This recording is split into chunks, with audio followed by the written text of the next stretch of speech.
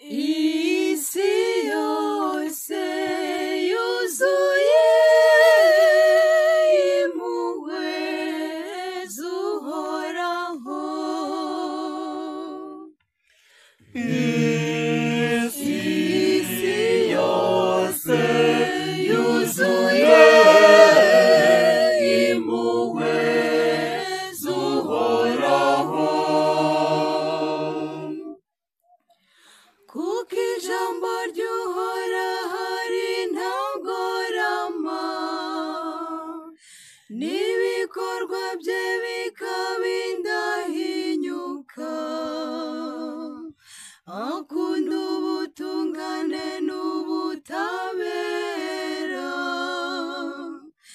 isi yuzuye ineza y'Uhoraho.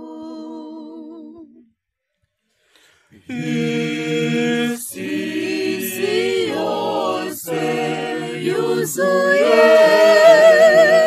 impuhwe z'Uhoraho. Ijuru ryaremwe n'ijambo ry'Uhoraho, umwuka uhanga ingabo zaryo zose. Amazi y'ibiyaga yagomera hamwe, inyanja zikoranyiriza mu bigega. Isi yose yuzuye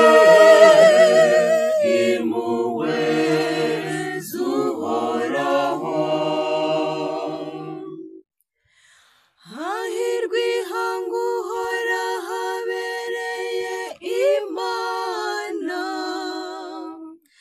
hahirwa umuryango yitoreye ngo ubimbataye. Uhoraho arebera mu bushorishori bw'ijuru, akabona bene muntu bose.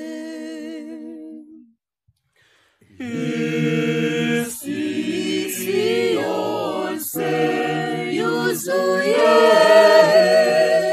impuhwe z'Uhoraho. Twebwe rero twizigiye Uhoraho,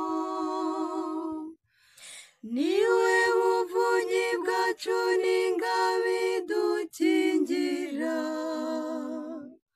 Uhoraho ineza yawe iraduhoreho, nk'uko amizero yacu agushingiyeho. Isi yose yuzuye